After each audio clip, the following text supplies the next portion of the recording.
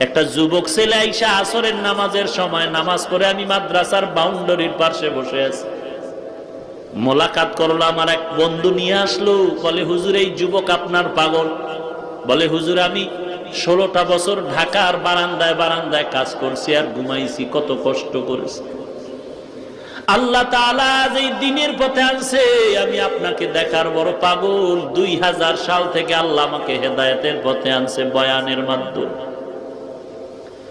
আমি 40 লাখ টাকা দিয়ে একটা মসজিদ বানাইছি, আপনি জুমা পড়া একটু আমার উদ্বোধন করে দিবেন।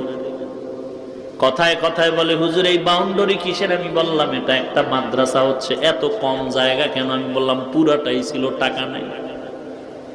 আল্লাহর বান্দা বলে হুজুর জায়গা লাগে 3 কাঠা নিয়ে নেন, আমি টাকার ব্যবস্থা করে দিচ্ছি। আল্লাহর কাছে তখন শুকর আদায় করলাম, রে মালিক